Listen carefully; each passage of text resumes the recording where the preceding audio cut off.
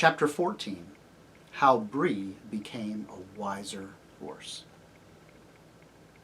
We must now return to Arvis and the horses.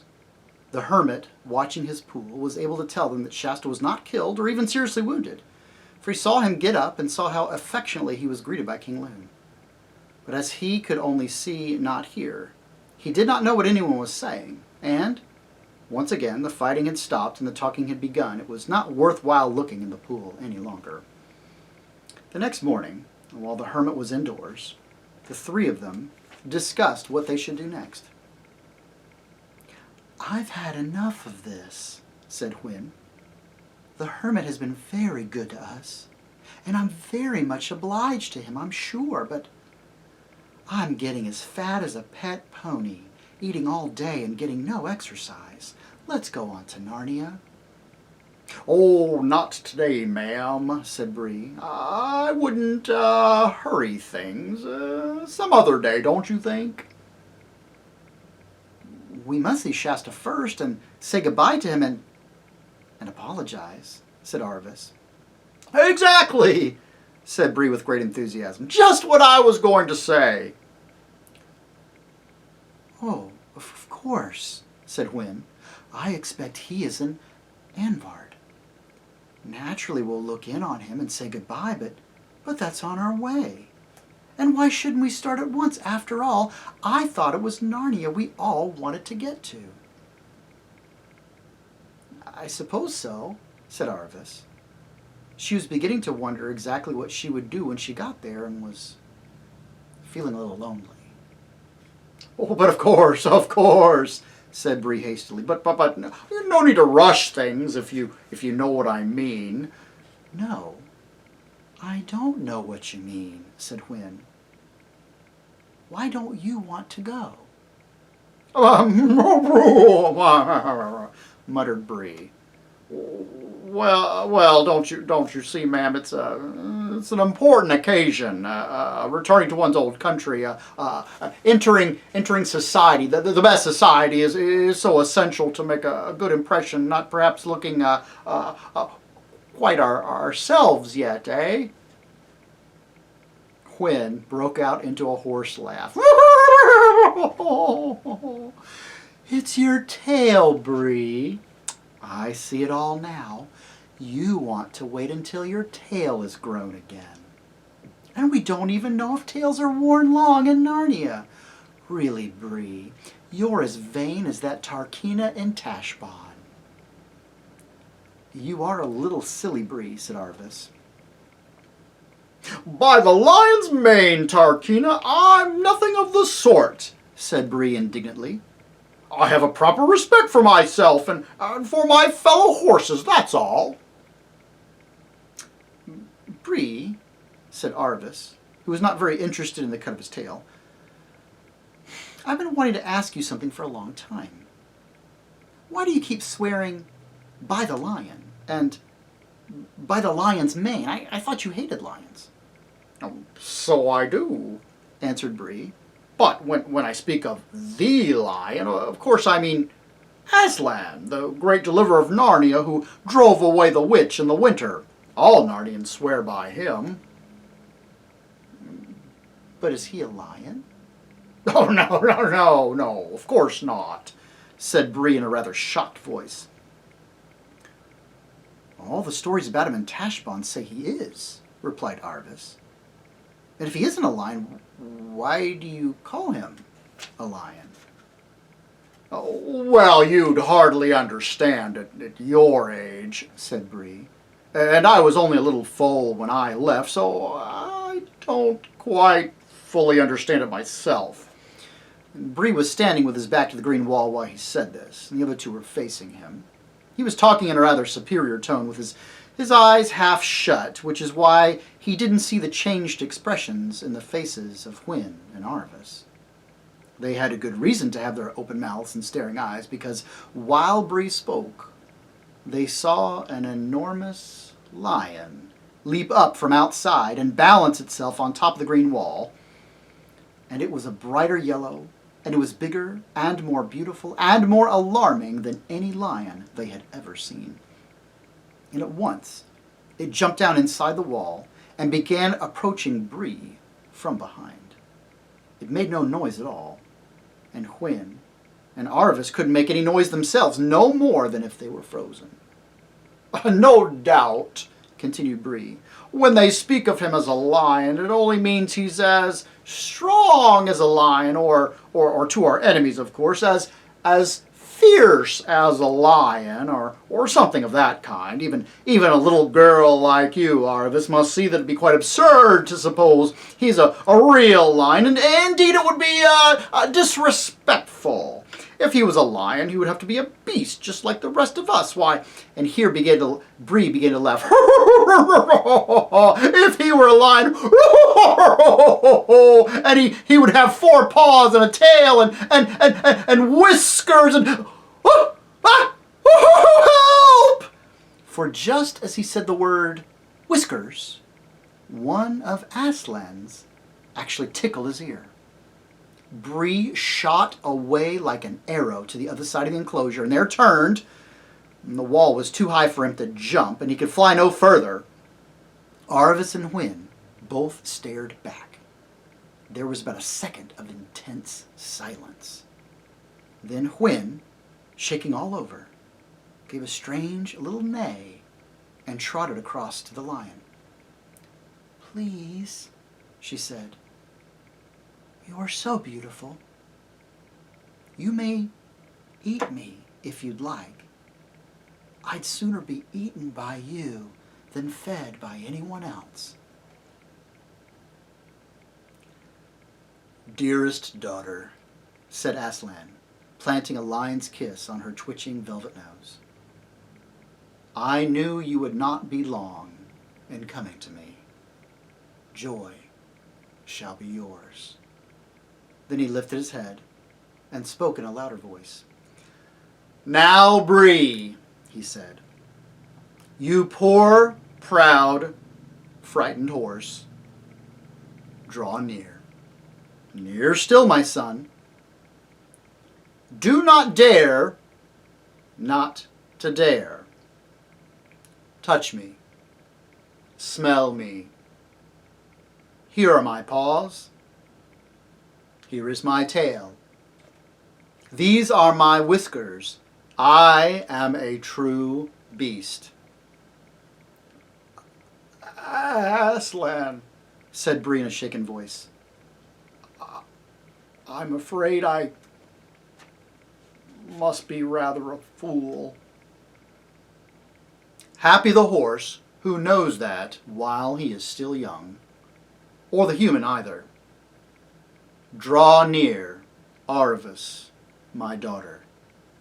See, my paws are velveted. You will not be torn this time." "This time, sir?" said Arvis. "It was I who wounded you," said Aslan. "I am the only lion you met in all your journeys. Do you know why I tore you?" "No, sir." "The scratches on your back, tear for tear, throb for throb, blood for blood, were equal to the stripes laid on the back of your stepmother's slave because of the drugged sleep you cast upon her. You needed to know what it felt like." "Yes, sir." "Please." "Ask on, my dear," said Aslan. "Will any more harm come to her by what I did?"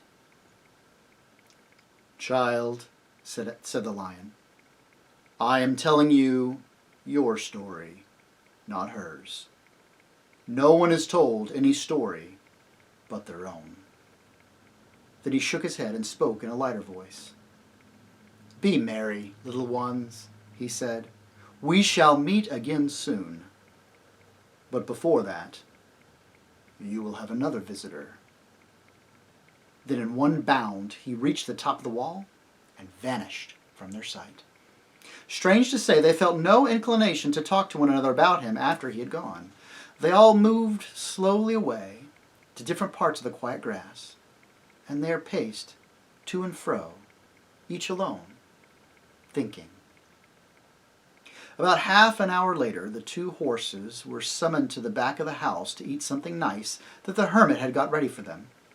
And Arvis, still walking and thinking, was startled by the harsh sound of a trumpet outside the gate. "Who was there?" said Arvis. "His Royal Highness, Prince Cor of Archenland," said a voice from outside. Arvis undid the door and opened it, drawing back a little way to let the strangers in. Two soldiers with halberds came first and took their stand on either side of the entry. Then followed a herald and the trumpeter. "His Royal Highness, Prince Cor of Archenland, desires an audience of the Lady Arvis," said the herald. Then he and the trumpeter drew aside and bowed, and the soldiers saluted, and the prince himself came in. All his attendants withdrew and closed the gate behind them. The prince bowed, and a very clumsy bow for a prince it was. Arvis curtsied in the Calermine fashion, which is not at all like ours, and did it very well because, of course, she had been taught how. Then she looked up, and she saw what sort of person this prince was. She saw a mere boy. He was bareheaded, and his fair hair was encircled with a very thin band of gold, hardly thicker than a wire. His upper tunic was of white cambric, as fine as a handkerchief, so that the bright red tunic beneath it showed through. His left hand, which rested on the enameled sword hilt, was bandaged. Arvis looked twice at his face before she gasped and said, "Why, it's Shasta." Shasta all at once turned very red and began speaking very quickly. Look here, Arvis. I hope you don't think I got up all like this and the trumpeter will try to impress you or make out I'm a different sort or any of that sort of rot, because I'd rather have come in my the old clothes and they're burnt now, but my father said. "Your father?" said Arvis. "Well, apparently King Loon is my father," said Shasta. "I might really have guessed it, Corn being so like me. We were twins, you see." "Oh, and my name isn't Shasta. It's Cor." "Well, Cor is a nicer name than Shasta," said Arvis. "Well, brothers' names run like that in Archenland," said Shasta, or Prince Cor, as we must now call him, like Dar and Darin, or Cole and Colin, and so on. "Shasta, I mean Cor," said Arvis. "No, shut up. There's something I've got to say at once. I'm sorry I've been such a pig. But I did change before I knew you were a prince. Honestly, I did. When you went back and faced the lion..." "Well, it wasn't really going to kill you after all, that lion," said Cor. "I know," said Arvis, nodding. Both were still and solemn for a moment as they saw that each other knew about Aslan. Suddenly Arvis remembered Cor's bandaged hand. "I say," she cried, "I forgot. You've been in a battle. Is that a wound?" "A mere scratch," said Cor, using for the first time a rather lordly tone, but a moment later he burst out laughing and said, "If you want to know the truth, it isn't a proper wound at all. I only took the skin off my knuckles just as any clumsy fool might do without getting near a battle." "Still, you were in the battle," said Arvis. "It must have been wonderful." "It wasn't at all like what I thought," said Cor. "But Cor, you haven't told me anything yet about King Loon and how he found out who you were." "Well, let's sit down," said Cor, "for it's a rather long story. And by the way, Father's an absolute brick.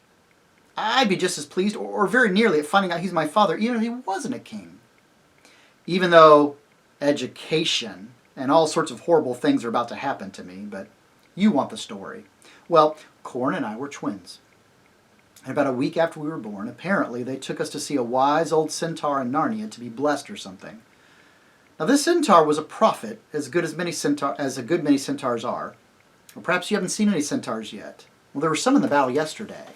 Most remarkable people, but I can't say I feel quite at home with them yet." "I say, Arvis, there are going to be quite a lot of things to get used to in these northern countries." "Yes, there are," said Arvis, but get on with the story." "Well, As soon as he saw Corn and me, it seems the centaur looked at me and said, "A day will come when that boy will save Archenland from the deadliest danger in which she ever lay." So, of course, my father and mother were very pleased, but there was someone present who wasn't.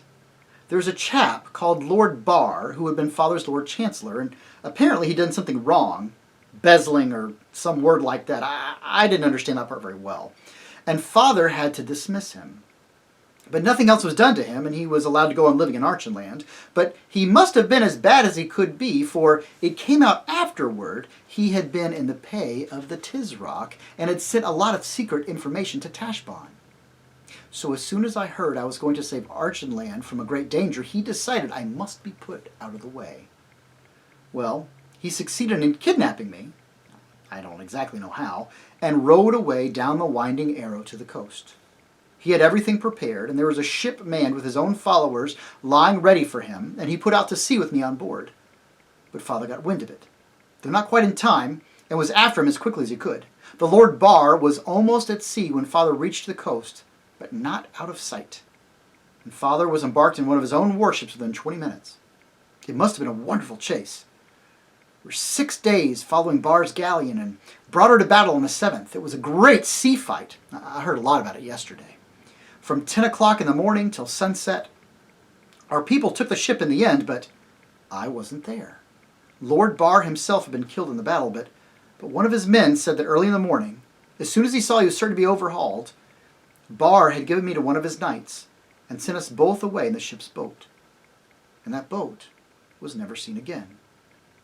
But of course, that was the same boat that Aslan, boy, he seems to be at the back of all these stories, pushed ashore at the right place for Arshish to pick me up.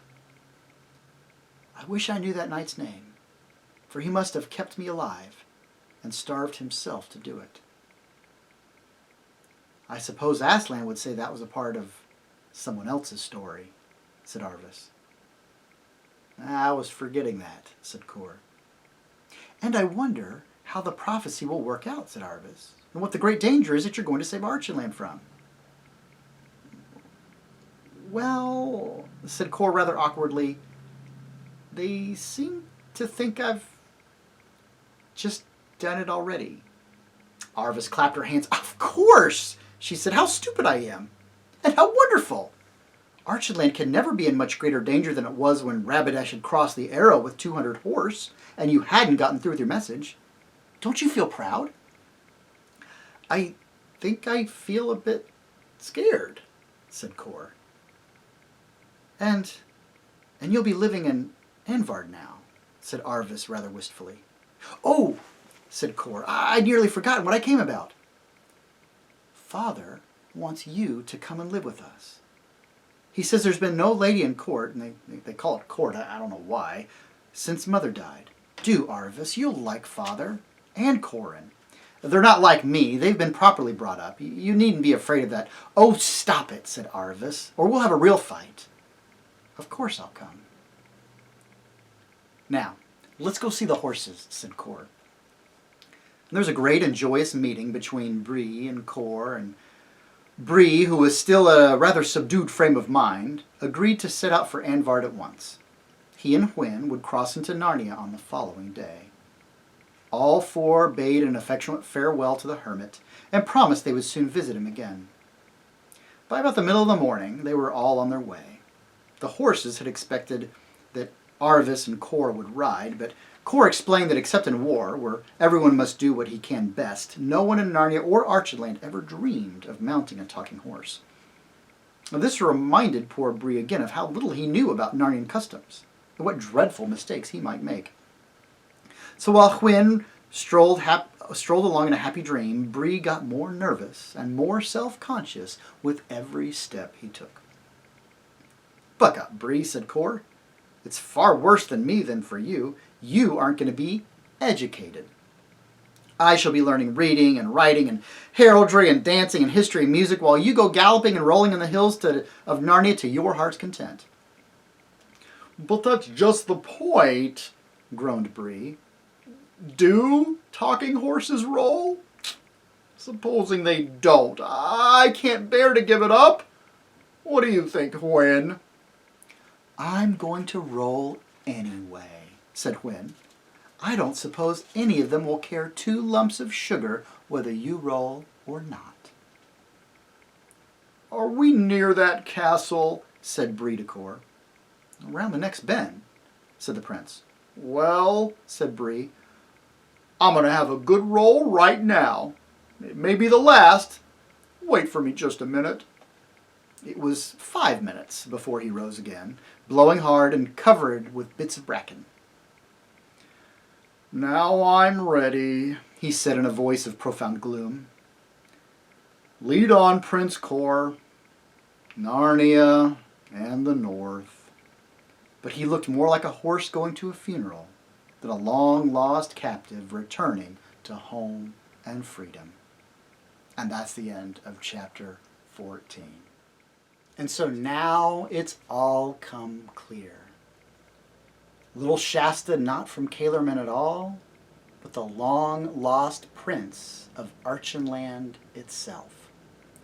And that prophecy, initially thought to be his own downfall. For if the wicked lord had not heard of the prophecy, he never would have kidnapped the tiny baby. But isn't it funny how some things that are bound to happen, well, they find a way no matter what we do. And that tiny baby growing up into our hero Shasta, and now finally returned and fulfilling the prophecy as it had been promised so long ago. Archenland, his true home, has been saved thanks to his dedication and his bravery. Can't say that he's looking forward to a life of education and learning. It sounds like he would prefer to be out with Bree, just galloping and having whatever fun he had, but that's kind of the funny thing about being the prince. Sure, you get all that fun royal stuff, but it sounds like there are real royal responsibilities as well. And maybe just a quick thought to poor old Bree, that even confronted with the truth from Aslan, he still seems to be having a hard time getting out of his own way. So self-conscious and so prideful, all the excitement he had of Narnia and the North, and now it's... why? Because he's nervous? Because he's not sure if he would be embarrassed by rolling around on the ground, because what if the other horses don't do it? Maybe don't take yourself quite so seriously.